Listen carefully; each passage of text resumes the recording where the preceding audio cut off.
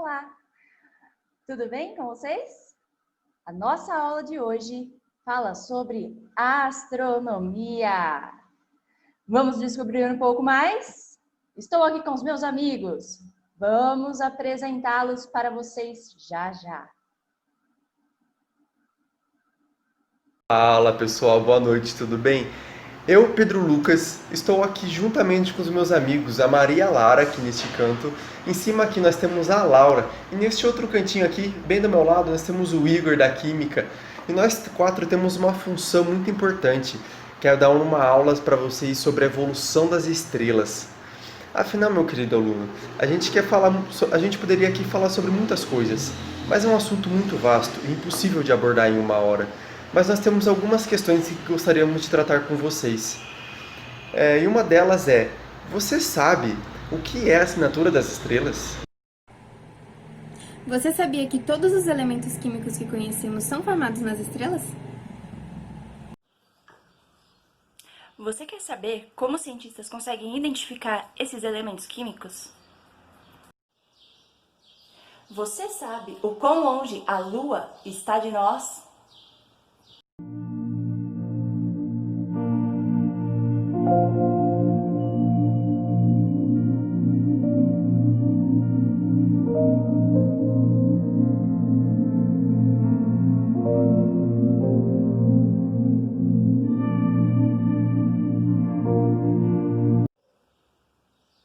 Embarque nessa aula com a gente! Temos a missão especial de descobrir tudo isso agora nessa aula. Quando você imagina a distância entre sua casa e São Paulo, parece longe? Agora imagine a distância da sua casa até Goiânia ou até a Floresta Amazônica, por exemplo. É bem longe, né? Agora você sabe qual o tamanho da Terra? E da Lua? Quando pensamos nas distâncias entre planetas ou estrelas, tudo parece simplesmente inimaginável, não é mesmo? Para se ter uma ideia, a Lua possui um diâmetro, ou seja, de uma extremidade à outra, de 3.476 quilômetros. Se fôssemos comparar, todo esse tamanho seria um pouco menor que o Brasil inteiro. Chega a ser até absurdo, não é mesmo? Enquanto isso, o planeta Terra possui um diâmetro de 12.742 quilômetros. Isso dá um pouco mais do que 3 luas e meia. Quando olhamos para cima, em um dia de lua cheia, por exemplo, parece que ela está tão pertinha e quase conseguimos alcançar com as mãos. Mas, na verdade, a Lua está a uma distância média da Terra de 384.400 quilômetros. Difícil imaginar essa distância toda, não é mesmo? É importante dizer que a Lua é considerada o satélite natural da Terra. Mas você sabia que, assim como todos os outros planetas, a Lua não tem luz própria? Então, como conseguimos ver a Lua brilhar tanto? A luz que observamos nada mais é do que a luz emitida pelo Sol e posteriormente refletida pela Lua para a Terra.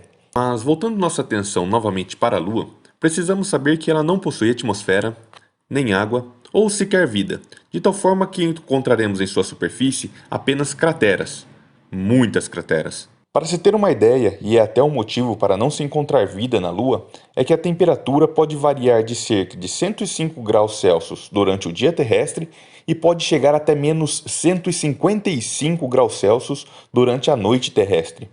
Em temperaturas tão extremas e com toda essa variação, era de se esperar que não se encontrasse nenhum tipo de vida conhecida. Outro ponto interessante é que a Lua acompanha o movimento da Terra, movendo-se à sua volta e rodeando a si mesmo.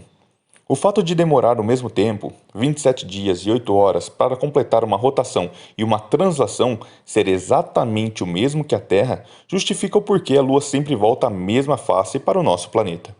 Mas se a Lua não tem água, não tem vida, nem atmosfera, o que tem na Lua?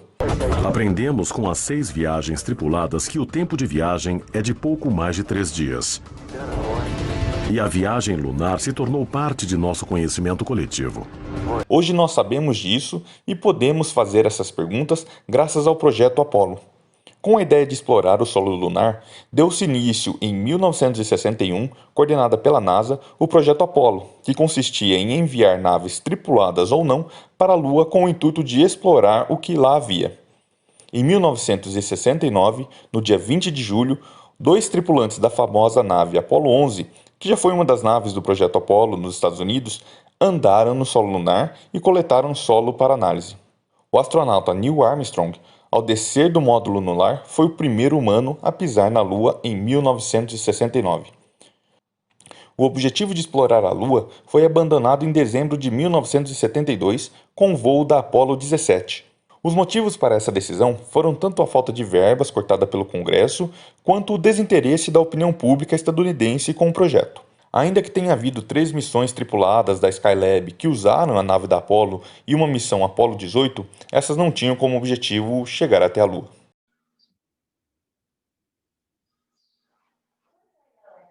Com tudo isso que o Igor falou, nós podemos fazer uma experiência simples sobre as distâncias da Terra e da Lua. Vou passar os materiais aqui para vocês. Ó, com uma bolinha de isopor, essa bolinha aqui, ó, de 15 centímetros de diâmetro, e uma outra bolinha de 4 centímetros de diâmetro, é só ir na loja de papelaria e pedir bolinhas de isopor de 15 e 4 centímetros, tá? Vocês podem pintá-las como a Terra, a Lua, tá? E nós vamos fazendo as escalas, né? Assim como a minha reguinha que está aqui embaixo, essa reguinha eu tirei de um material do Observatório Didático da Unesp de Bauru. Nós temos uma distância entre a Terra e a Lua de aproximadamente 30 terras. Então, faz aí, né? Se a minha terrinha tem 15 centímetros de diâmetro, 15 vezes 30 terras dessa vão dar 450 centímetros. 450 centímetros em metros, basta dividir por 100, né? Então, temos 4,5 metros para adequar a distância real. Então, fixei aqui na minha parede, tá? A bola de 15 centímetros da Terra, azulzona, do lado esquerdo do vídeo, e a bolinha cinza de 4 centímetros a 4,5 metros desta, para poder visualizar, tá? Se vocês quiserem testar em casa, isso, bom, talvez não em casa, eu recomendo na rua, né? Que vai ter essa distância maior. Vocês podem pedir para alguém aí próximo a vocês segurarem uma das bolinhas e vocês simulam esse movimento da Lua ao redor da Terra, né? E vejam que a Lua sempre vai estar com a mesma face voltada para a Terra. Ela tem um giro em torno de si mesma, porém ela sempre mostra a mesma face para o nosso planeta. Por isso, a gente nunca vê o outro lado.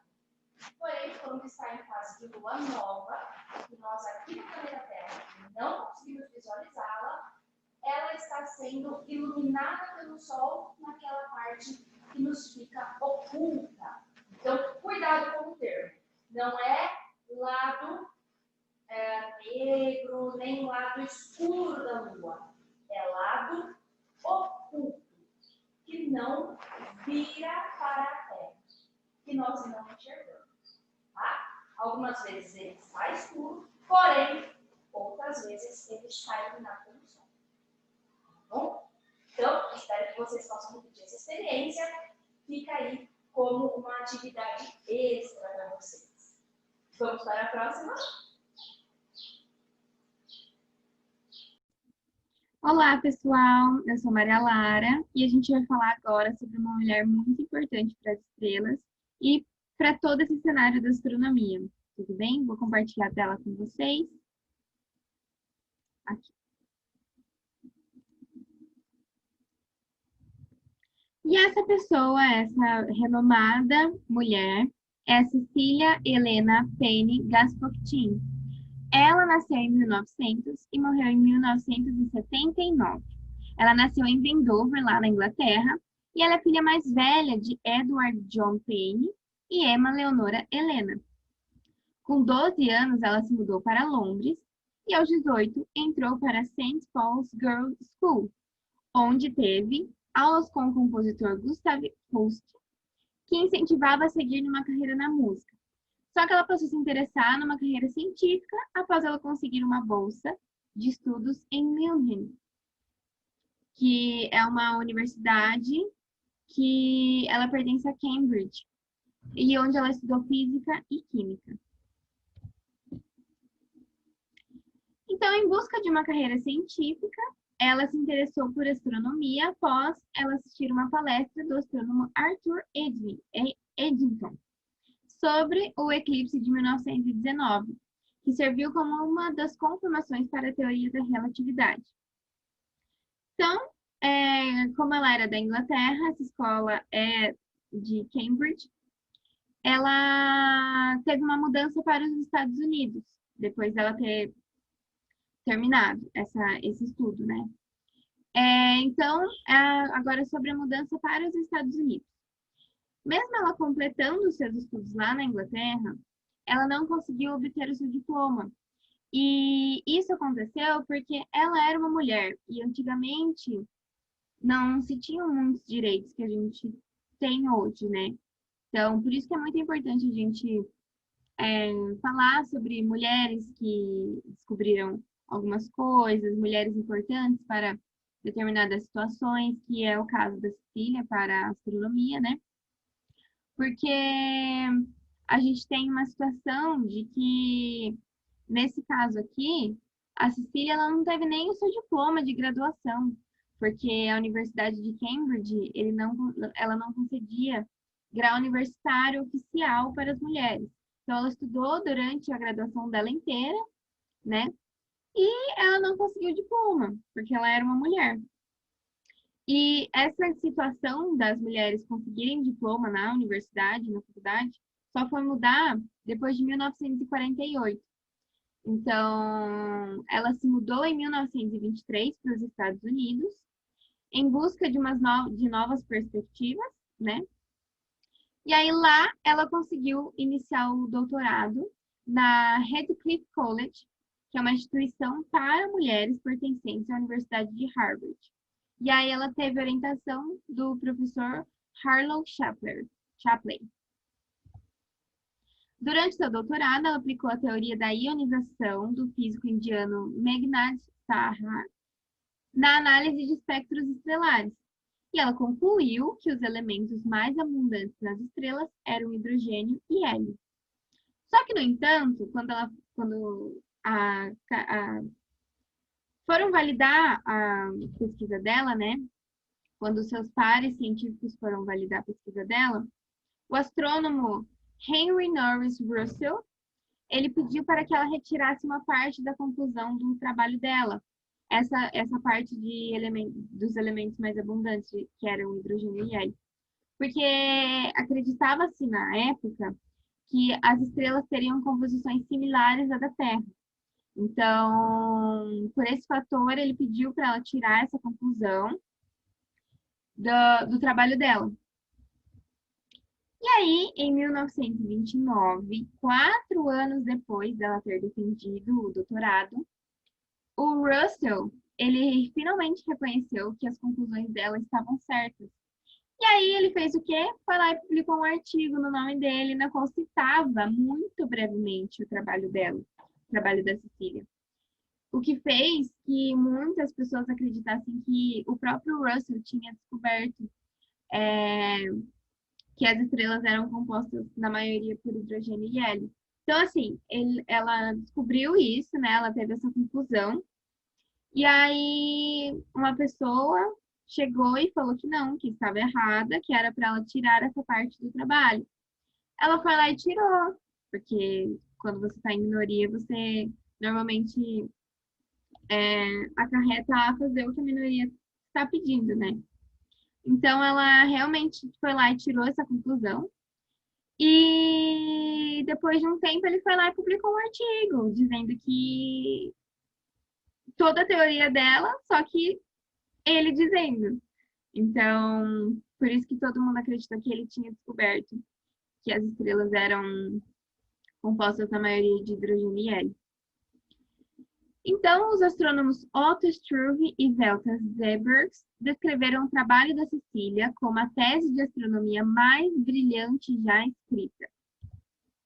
Em 1931, ela obteve a cidadania estadunidense E em 33, quando estava na Alemanha, ela conheceu o astrônomo russo Sergei Gaspotkin,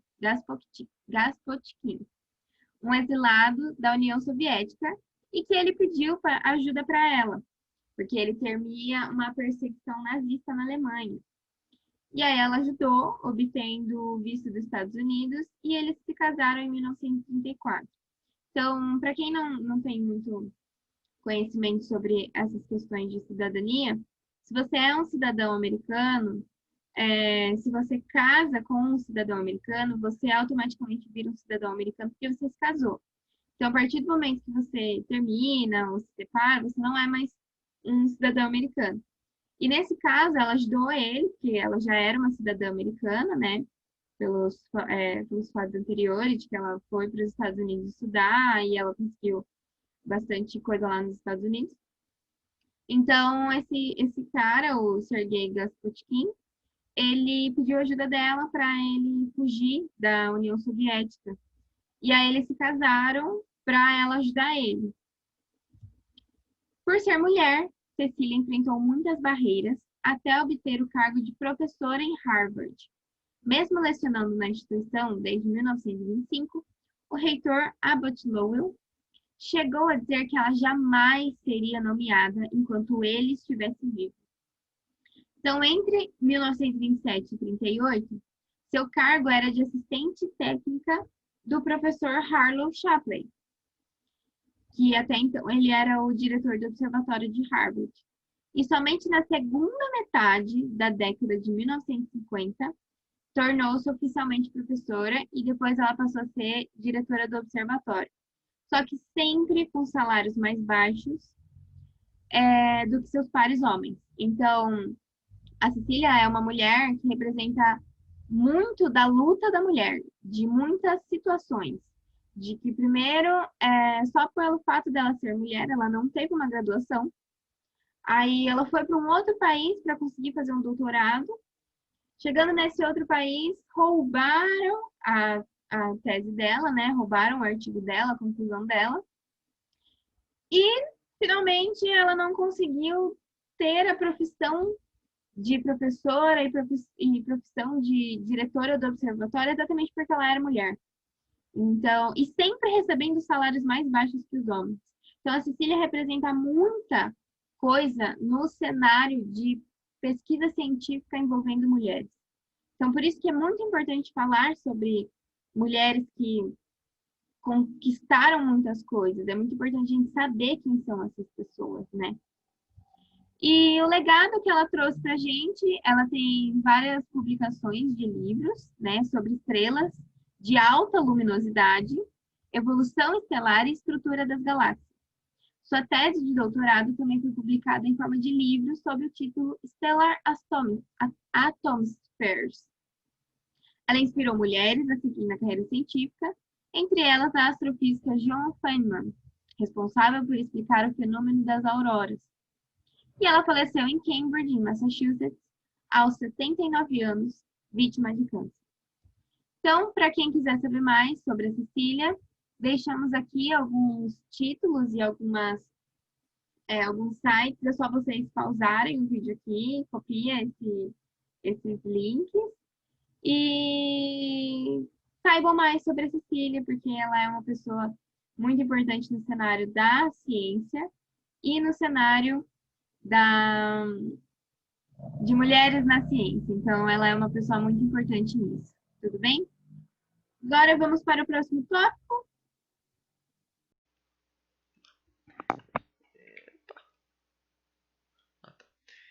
Bem, então, como ela falou, eu vou falar um pouco aqui das questões tecnológicas, né, acerca do nosso conteúdo, que é a seguinte. Principalmente na astronomia, né, não só na astronomia, mas também, ela solicita, né, ela faz necessário que os equipamentos eles sejam muito mais sofisticados, né? Por quê? A gente está mexendo com unidades astronômicas. Então, assim, nós estamos falando aqui de galáxias há muitos anos-luz daqui, né? Então, o que a gente precisa de um equipamento que consiga tirar uma foto com nitidez, né? Que ela consiga filtrar, tem que ter, né, um equipamento que consiga detectar o infravermelho, o ultravioleta, que os nossos olhos não conseguem enxergar. Então precisa ser uma coisa cada vez mais, né? A gente precisa de uma tecnologia superior para conseguir ir além nessa questão da astronomia, certo? Então, por exemplo, um fato que aconteceu aqui quando a gente estava na faculdade, né, que a gente até brincou que, pô, o Albert Einstein, né, o Albert Einstein, sobre a fusão, a união de dois buracos negros que gerariam ondas gravitacionais, né? A gente brincou, pô, demorou 100 anos para provar que o cara estava certo, até quando ele estava morto, né? Ele tem influência ativa nos dias de hoje, né? Então, existem teorias então que vão demorar anos para que sejam comprovadas, porque a gente não tem a tecnologia necessária. E essa tecnologia, ela afeta o nosso dia a dia, né? Então, igual que a gente pode ver aqui, né? Isso traz um impacto de que forma? Os celulares, né? Os computadores que a gente tem à nossa disposição, eles são frutos de estudos da mecânica quântica, certo? Então, quanto mais a ciência avança, a tecnologia avança e a sociedade se molda com ela, né? Então, eu acho que assim, uma coisa que a gente pode relacionar é que a ciência move a tecnologia, né? A gente pode até pensar ao contrário, que a tecnologia move a ciência, mas na verdade a ciência vem primeiro e a tecnologia tem que complementar, né? Com esses dados precisos, né, e tudo mais, para que a ciência possa seguir em frente. Então, acho que essa é uma conclusão que a gente pode tirar. Agora vamos falar das questões ambientais com o nosso colega o Igor, né, da Química. Deixa eu parar.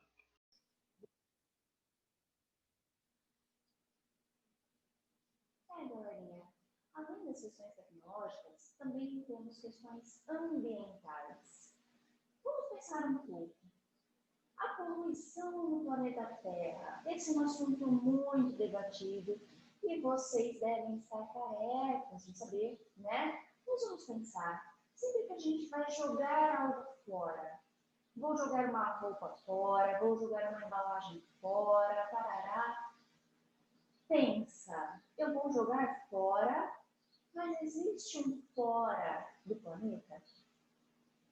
A gente apenas reserva em outro espaço do planeta. A gente não tem onde eliminar esse lixo. Então, nós precisamos tentar aquelas questõezinhas que o professor de biologia passa para vocês, dos R's, reciclar, reutilizar, né? Para que a gente melhore o nosso planeta e deixe que ele viva por muito mais tempo. Outra coisa que atrapalha a gente aqui, inclusive na nossa próxima atividade, é a interferência atmosférica. E a gente vai ver o que acontece, né?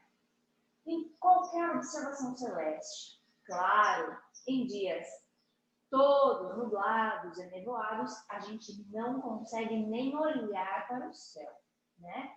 Mas, mesmo em dias abertos, nós temos interferência das camadas atmosféricas superiores àquela que nós estamos respirando nesse momento, né? Então, claro, nós queremos observar objetos que estão no espaço, que estão fora da atmosfera.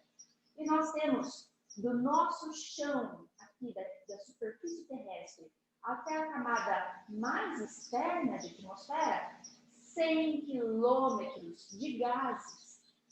E todos esses gases interferem de maneiras diferentes nas observações da atmosfera. Outra questão ambiental que sempre surge, né, e que aí é um assunto à parte, é o assunto de vida em outros planetas.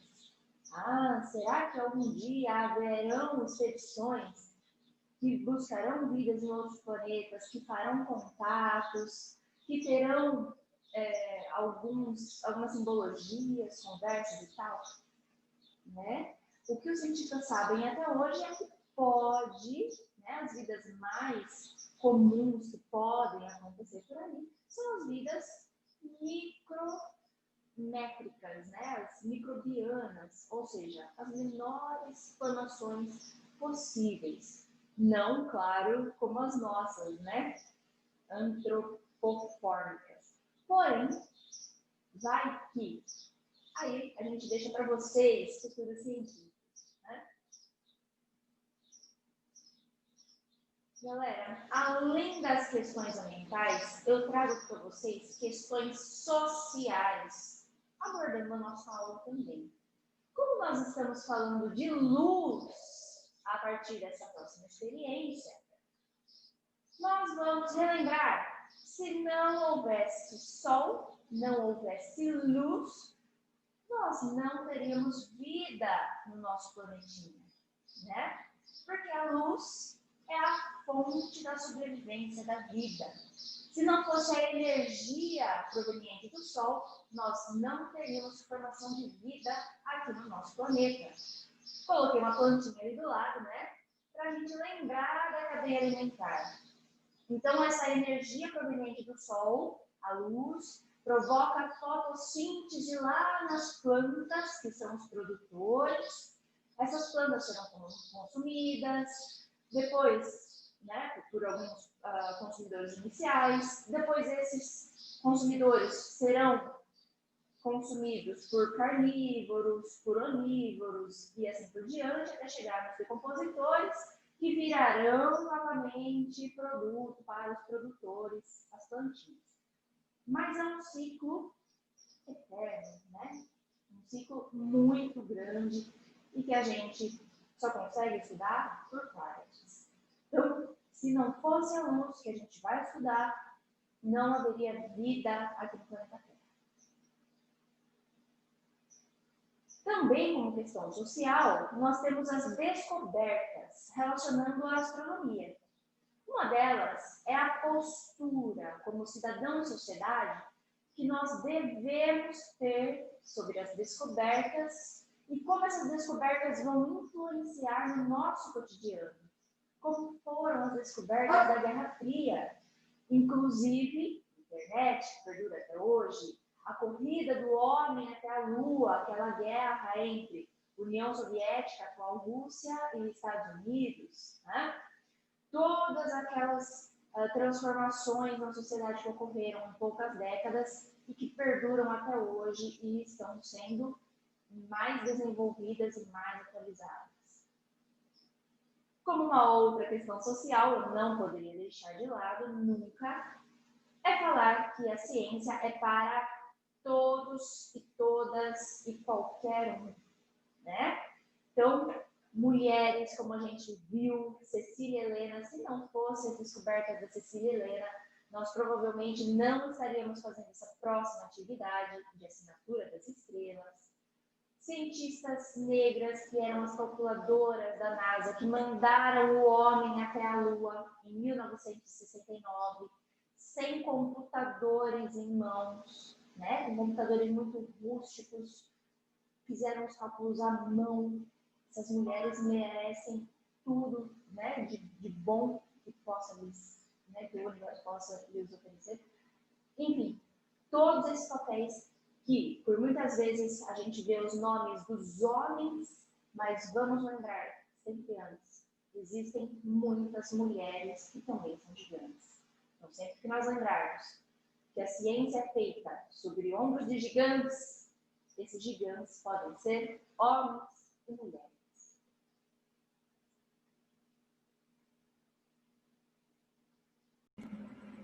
Agora vamos para uma breve introdução de espectros de luz.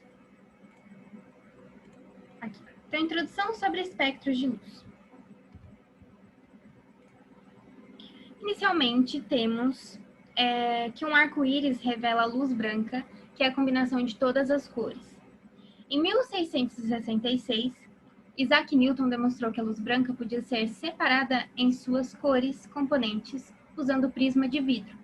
Então, em 1666, Isaac Newton estava em um período de isolamento social devido a uma outra pandemia que ocorreu nessa época. E ele fez algumas descobertas. A primeira foi sobre a gravitação universal, a lei da gravitação universal, e outra foi sobre alguns aspectos de ótica. Então, o experimento que ele fez foi do prisma de vidro, em que a gente tem dois índices de refração, dois meios. Um é o nosso ar, né, a nossa atmosfera, e o outro é o vidro. Então, o índice de refração do ar e do vidro são diferentes. E o que acontece? A gente tem de um lado um feixe de luz branca incidindo no prisma, e dentro desse prisma vamos ter algumas refrações, né, entre essas de um meio para o outro. E quando ele bate na outra extremidade do prisma, na hora que esse feixe luminoso sai, ele sai só que com as cores separadas. Então esse é o experimento que Newton propôs e que a gente consegue observar no nosso cotidiano através do arco-íris.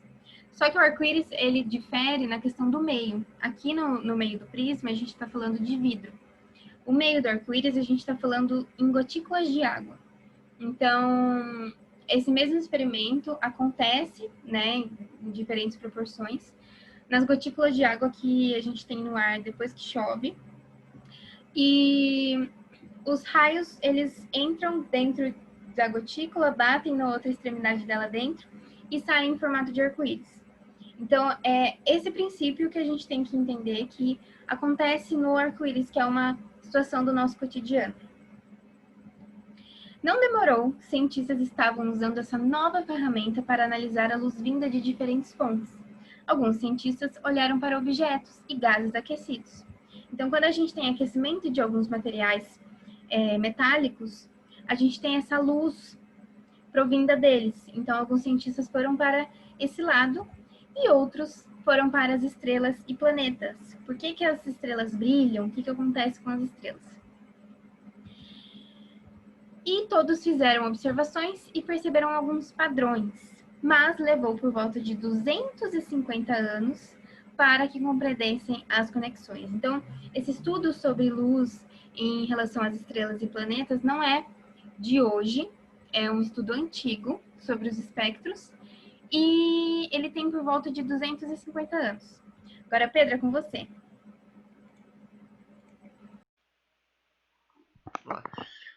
Agora, então, dando prosseguimento porque a Maria falou, que eu vou falar um pouco aqui das estrelas, né, dessa evolução delas, como que elas morrem, né? Elas vão as suas fusões nucleares até a sua morte, seja uma anã branca, como é o caso do nosso Sol, uma estrela de nêutrons ou um buraco negro, né? Qual que é a diferença entre elas?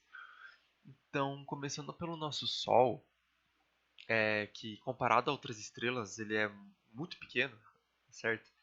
Mas o que é uma ótima notícia para a gente, aliás, né? Porque quanto menor for uma estrela, né, que tem que ter essa fusão nuclear no interior dela, ela vai ter uma vida muito mais longa, certo? Por que uma vida muito mais longa? Porque assim, existe um equilíbrio nas estrelas, certo? Que é a seguinte: você vai ter a fusão dentro delas. Isso vai querer que o que consiste nisso, né? Que ela quer se espalhar. Só que por que essa explosão não se espalha? Por causa da gravidade do Sol. Por causa da gravidade da estrela, né? Vamos chamar de estrela. Então, ao mesmo tempo que essa fusão quer né, tipo, jogar a energia para fora, a gravidade do Sol contém tudo lá dentro. Né? Então você tem esse equilíbrio. E por que ela é mais estável do que as outras? Porque a gravidade vai exigir uma energia muito menor, certo? Por que que acontece numa estrela muito grande? A gravidade dela é muito alta, certo? Por causa de sua massa, a gravidade no interior da estrela é muito grande. Então, conforme você vai consumindo o combustível da estrela e se tornando em outros elementos que não vão conseguir se fundir em outros novos elementos, né, essas explosões, essas fusões nucleares vão se tornando cada vez menor, até que chega um momento que vai quebrar esse equilíbrio, certo, da explosão com a gravidade. Então a gravidade acaba vencendo e a estrela entra em colapso mais rápido do que aconteceria no nosso Sol, né, por causa desse equilíbrio da gravidade com as explosões nucleares. Então o que acontece, né, no nosso Sol aqui? Ele é formado de hidrogênio e hélio, né? E é uma estrela maior do que o nosso Sol, as supergigantes vermelhas, elas conseguem fundir o hélio em carbono e oxigênio, por exemplo, né? Ah, mas qual que é a diferença, né? Por que que funde carbono nessas estrelas e no nosso Sol não? Porque você também, como eu falei, né, não depende só da explosão. Você precisa que a gravidade ela exerça uma força muito grande sobre o núcleo. Então você tem que ter justamente esse equilíbrio que eu falei. Você vai ter as explosões, mas enquanto mais pressão você tiver, mais esses elementos tendem a se fundir. Então você vai precisar da explosão junto com essa pressão para fazer as moléculas se unirem. Você vai resultar aí no carbono e no oxigênio no caso das supergigantes vermelhas. Agora, no caso de outras estrelas, né, as estrelas maiores, as supergigantes, né, temos as supergigantes azuis, hipergigantes. O que acontece? A massa delas, né, é cada vez maior. Então, por exemplo, como a supergigante é maior do que o nosso Sol, ela funde o hélio em carbono e oxigênio. Então, uma estrela maior ainda funde o carbono e o oxigênio em outros elementos, né? Então, a gente tem aqui, por exemplo, o Na, né, que é o sódio, tem o Mg, que é o magnésio, né? E aqui é o silício, que é um metal, um semimetal, né? Na real. E aqui o que acontece? A estrela vai morrer mais rápido, né? Justamente por causa do equilíbrio que eu falei. Só que qual que é o diferencial, né? A partir dessas estrelas que fundem metal e vai ter esse núcleo de ferro. Elas vão ter uma explosão, né, chamada supernova. Por que é essa explosão? Porque é a tamanha energia, né, contida numa estrela que quando a gravidade vence as explosões termonucleares, né, então ela vai implodir e explodir, certo? Então essa supernova é a morte de uma estrela, certo? E o que sobra ali no meio? Essa estrela de nêutrons, que nada mais é do que um núcleo de ferro com uma alta velocidade angular. É que ela sempre está girando em si. Então, assim, e por isso ela vai ter um campo magnético muito grande. Isso não é acaso, é só mais uma curiosidade, claro. Mas por ela estar rodando ali muito rápido, né, ela vai ter um campo magnético muito, muito forte. A Terra também tem um campo magnético, né? Isso ajuda a gente de diversas maneiras, mas não vamos entrar em detalhes agora. E alguma estrela maior do que essas estrelas, né, que você vai ter a estrela de nêutrons, elas vão acabar se tornando um buraco negro, né? Porque qual que é a diferença de uma para outra? Né? A diferença é que a massa que provém de um buraco negro é muito maior, certo? Então, o núcleo de ferro vai ser uma estrela de nêutrons também, só que o tamanho dessa estrela de nêutrons vai ser maior, a sua densidade vai ser maior. E o que acontece, né? Com uma densidade muito grande, você você vai gerar esse buraco negro, né, é um buraco no tecido espaço-tempo. Aí, para quem quiser também de fato procurar no YouTube aí como que se formam os buracos negros, é muito interessante. A astronomia é uma matéria, né, que vai muito além do que a gente consegue imaginar.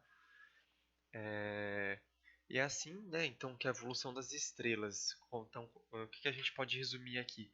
Que quanto maior for a estrela, menor o tempo de vida dela, por causa desse equilíbrio, né, das explosões com a gravidade.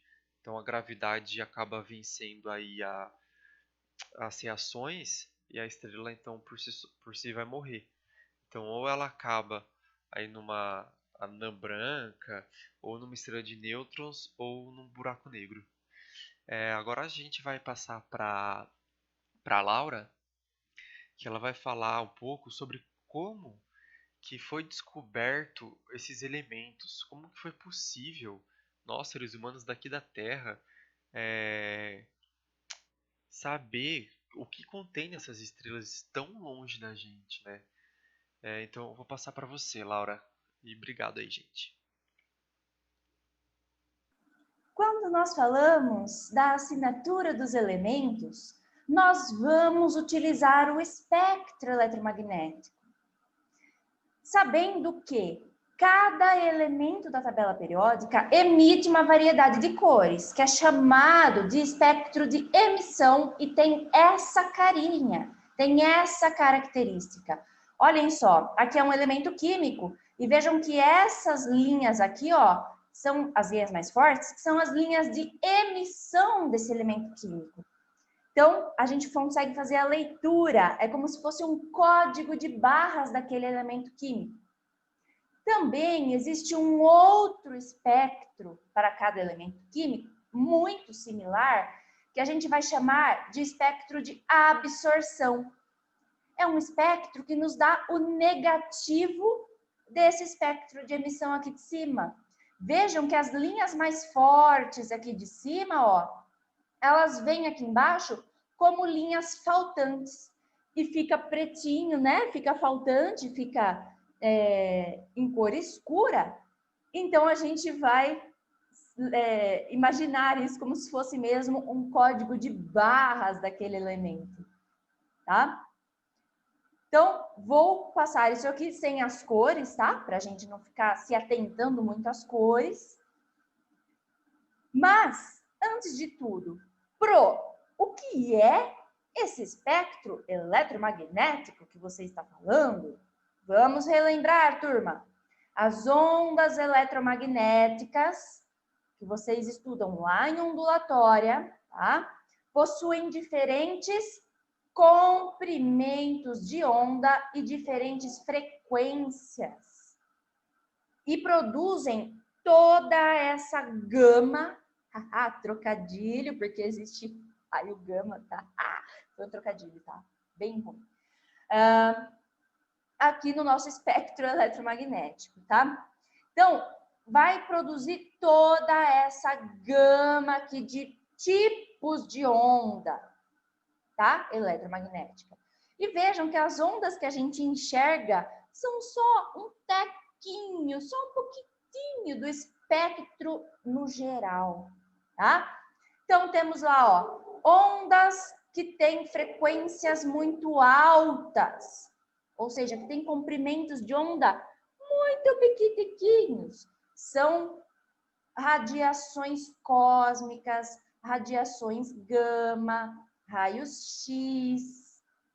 Aí vem para as radiações ultravioletas. É aquela que, se você não passar protetor para sair no sol, queima a sua pele. As radiações do espectro visível, das cores que a gente enxerga, como disse Isaac Newton lá nos anos de 1600, o espectro das 7 cores, tá? 7 cores do arco-íris. Eu enxergo mais cores do que 7 aqui, não sei vocês, tá? Mas, se Newton disse, tá dito. Depois, essas ondas vão diminuindo de frequência e vai aumentando o comprimento delas. Caem para ondas de infravermelho, utilizadas na medicina, Ondas de radar, que são micro-ondas. Pois é, o micro-ondas aí de casa usa ondas desse tamanho aqui, ó, na escala dos centímetros. Depois, ondas de rádio. Já ouviram falar, né? Ondas VHF, UHF. Também existem ondas curtas, ondas médias, ondas longas, parará. E ondas de frequência extremamente baixa, que são ondas enormes, na casa dos milhões de metros de comprimento. Tá? Pois é, mas você deve ter ficado aí se perguntando o que esses professores loucos devem estar querendo dizer com a assinatura das estrelas. Bom, se você é um grande fã de Star Wars, para você estrela é aquela estrela da morte, né? Já se você fica se perguntando, bom, a assinatura para mim de uma estrela, se eu estou num show, numa mostra, num evento, vai ser um autógrafo. Nossa, para mim, ter um autógrafo desse do Einstein, eu ia tatuar no braço. Enfim, mas não é isso que a gente está querendo dizer, né? Poderia ser, mas não é. Porém, para nós, essa assinatura que a gente vai ler nas estrelas é a assinatura dos elementos químicos que a estrela possui, que a estrela vai emitir nesses espectros que a gente acabou de ver, tá? Então, por exemplo, temos aqui vários espectros de vários elementos. Como a gente já viu, as linhas de cada um desses nossos espectros indicam os comprimentos de onda que estão faltando da luz após atravessar uma amostra lá no aparelho do telescópio. O peso, ou seja, a espessura da linha, mais fininha, mais grossinha, indica a quantidade de luz absorvida naquele comprimento de onda. Então, você vai lá embaixo, na régua dos nanômetros daquele espectro eletromagnético e vê quanto tem de comprimento de onda. Tá? Quanto mais pesada, mais gordinha for a linha, mais luz eu terei absorvido naquele comprimento de onda. Tá? Bom, como que os cientistas vão identificar, então, esse espectro eletromagnético da estrela? Como que eu sei que no Sol existe hidrogênio e hélio, como fez a Cecília Helena Gasfortini? Bom, nós vamos fazer igualzinho a ela, igualzinho os cientistas, né? Eles usam o espectro de absorção. Então, temos aqui, ó, por exemplo, uma primeira estrelinha lá em cima, que eu não sei qual é, e tenho alguns elementos de referência. E vou começar a analisar, ó. Coloquei aqui uma reguinha vermelha. Bom, vou lá no cara crachá, né? Bom, olha lá.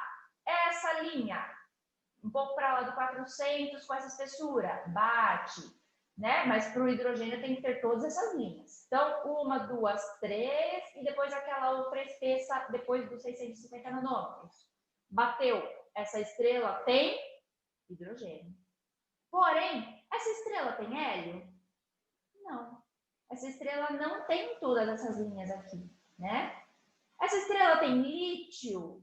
Não, olha só, ela não tem nenhuma linha aqui depois do 550, ela não tem linhas depois do 650, aqui, né? Depois dessa outra linha do hidrogênio. Então, ela não tem hélio nem lítio. Mas ela tem sódio? Tem, ó, logo antes dos 600 nanômetros, eu tenho uma linha dupla. Então, essa estrela mostra para nós hidrogênio e sódio. Outra estrela, aqui do lado. Mas já tinha que complicar logo assim de cara? Tinha. A gente vai analisar um espectro bem maior que esse daqui a pouco, tá? Então, a gente vai fazer essa mesma análise. Nessa estrela tem hidrogênio? Tenho. Nessa estrela tem o hélio? Tenho. Nessa estrela tem o lítio? Tenho. Se for preciso, pausa o vídeo aí para conferir. Nessa estrela tem o sódio? Não. Não tenho aquela linha dupla logo antes dos 600. Então, eu tenho hidrogênio, hélio e lítio. Tá? Aí, a gente chega na atividade. A gente vai pegar esse espectro todo bonitão, colorido, cheio de códigos de barras. O que a gente vai fazer aqui? Analisar o espectro. E vou falar que estrela que é essa? O nosso Sol. É aquele cara que está lá no centro do nosso sistema solar. Exatamente. Bom, temos vários códigos de barra aqui. Primeira pergunta é, verificação, o que são essas linhas escuras? Ah, muito bem, para quem respondeu, são as linhas dos espectros de absorção dos elementos. Das absorções, acho que é isso, de cada um dos elementos, tá? Agora, a gente vai usar essa figura anterior do espectro de absorção respectivo para cada um dos elementos. Nós vamos dar para vocês que estão presentes no Sol.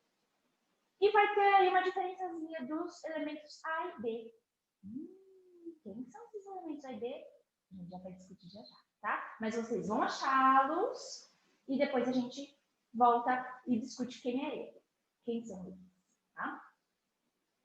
Bom, o que vocês vão ter, galera, é isso aqui, ó. Dentro de um Jamboard, a gente fez 2 links, porque às vezes um link só dá erro, parará. O Pedro vai explicar para vocês agora o como que vocês vão conseguir manejar isso aqui. Então, depois do Pedro explicar, eu vou colocar aí uns 5 minutinhos de um videozinho com uma musiquinha de universo, parará, para vocês viajarem aqui para o nosso Jamboard. Pode acessar pelo celular, pode acessar pelo tablet, pelo notebook, por qualquer meio, tá? É só digitar aí nas suas barras, né, de URL. http://gg.gg/espectro com C mudo 01 ou espectro 02. Se nos slides que vocês estiverem mexendo já estiver tudo bagunçado, já tiver com o nome de algum outro colega, copia um slide e coloca o seu próprio nome e vai fazendo o seu mesmo, tá? Tenta dar uma olhada no coleguinha que já tem a resposta para você fazer o seu próprio estudo, tá bom? Vai ter esse espectro do Sol e vai ter todas essas regrinhas aqui em transparência. Então, o Pedro já vai ensinar vocês a mexerem agora.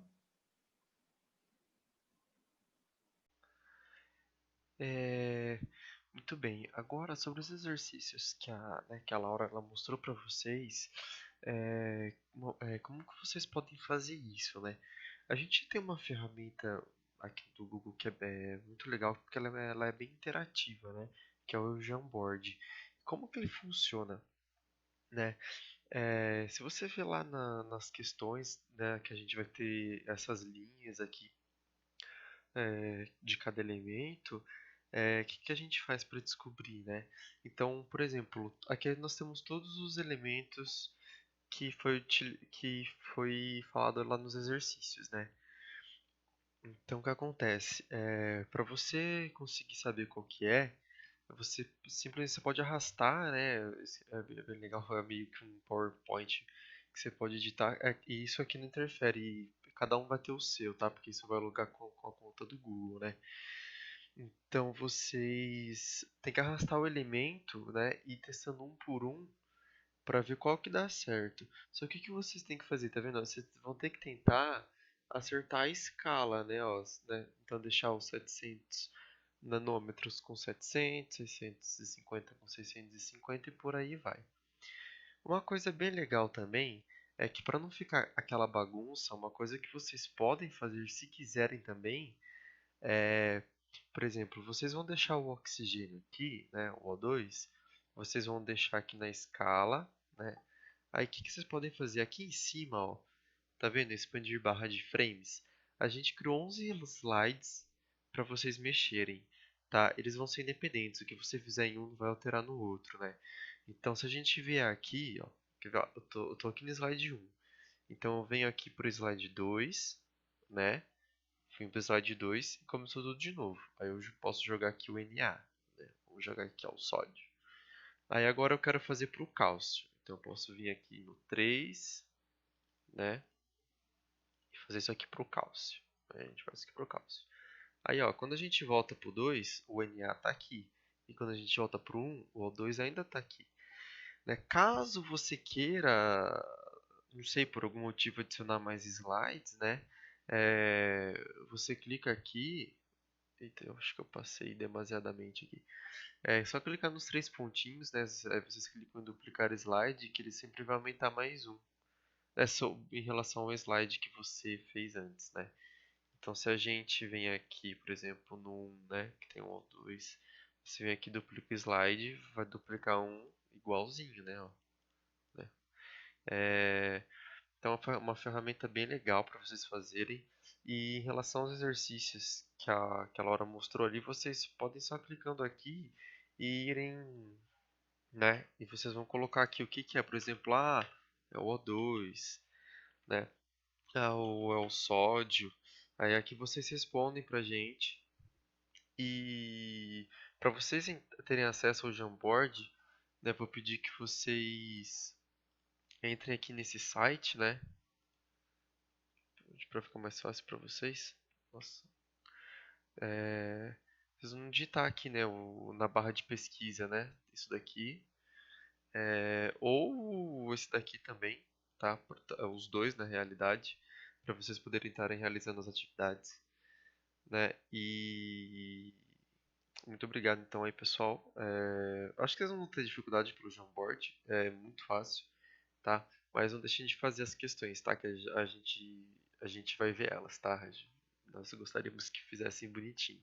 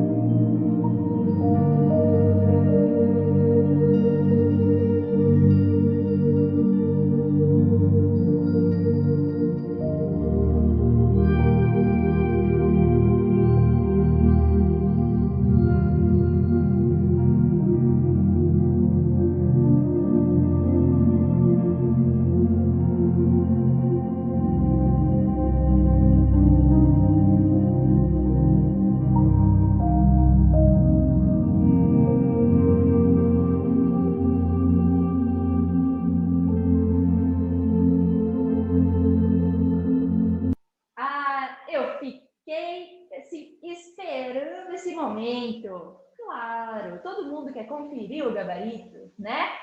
Será será que a gente fez tudo certinho? Será que eu acertei? Será que não? Porque, claro, tem algumas linhas ali que são muito próximas, né? E a gente fica na dúvida.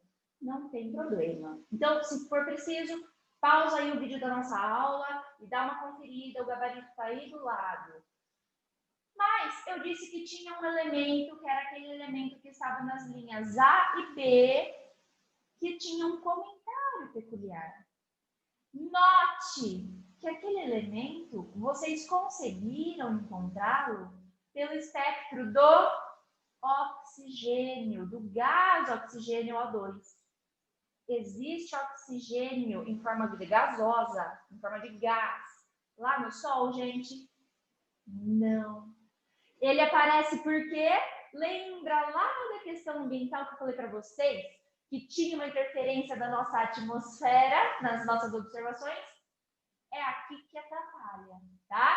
O oxigênio, ele atrapalha nessa formação aqui do nosso gabarito, desse nosso espectro. Ele aparece, não só o oxigênio, alguns outros gases da nossa atmosfera também aparecem. E qual é o trabalho dos astrônomos? Diferenciá-los do que a estrela consegue favorecer de elementos químicos, né?